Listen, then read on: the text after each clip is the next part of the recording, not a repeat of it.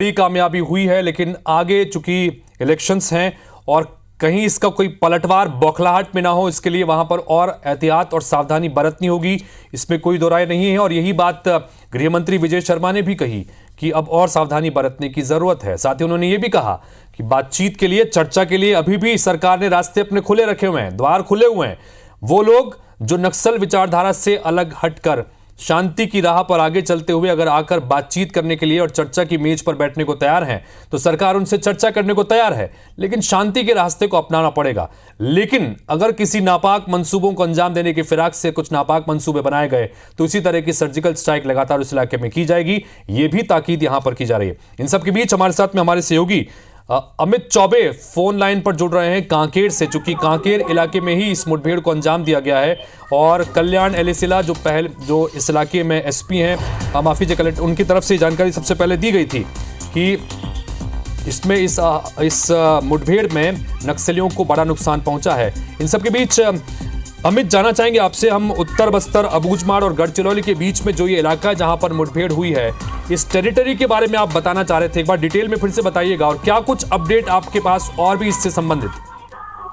देखिए, सबसे पहली चीज तो ये है कि जवानों को जो घायल थे उनको सुरक्षित वहां से निकाल कर ले आया गया है और उनको एक चापर के माध्यम से रायपुर रामकृष्ण हॉस्पिटल अभी ले जाया गया है। जहां अगर हम घटनास्थल की बात करें तो अभी इसी का नजर आ सकता है कि 4 बजे रिपोर्ट आ गई थी कि जो घटनास्थल है वहां पर भारी मुठभेड़ हुई है और जो एलएसएल एसपी कांकेर उन्होंने पुष्टि की थी कि इसमें 3 जवान बीएसएफ इंस्पेक्टर से 3 जवान घायल हुए थे। तो आप इसी का अंदाजा लगा सकते हैं कि कितने अंदर की ये जो घटना है, क्योंकि आप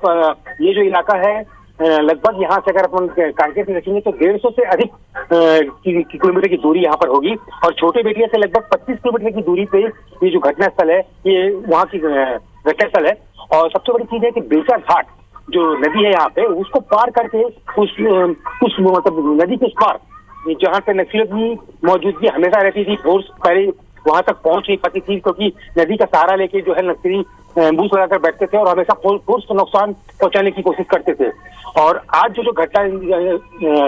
अंजाम दी गई है जिसमें 29 नक्सली मारे जाने की जो खबर सामने आ रही है, इसकी पुष्टि पी सुंदरराज जी ने भी की है। इसमें और भी नक्सलियों के शव बरामद हो सकते हैं क्योंकि ठीक है, तो कुल मिलाकर चारों तरफ से जी अमित ये कहना चाह रहे हैं कि आप और नक्सलियों के शव बरामद हो सकते हैं। जी, यही मैं कहना चाह रहा हूँ। संख्या जो है नक्सलियों की इस समय 50 से अधिक बताई जा रही थी और 3 पार्टी जो है यहाँ से निकाली गई थी, जिसमें बीएसएफ की एक पार्टी थी, जिला पुलिस की पार्टी थी और बस्तर फाइटर जो कि इस बार पुलिस ने इस्तेमाल किया है, वो उनकी एक टीम थी। तो जो ये टीम चारों तरफ से नक्सलियों को घेरा है और इसमें जो लगातार फायरिंग हुई है, जिसमें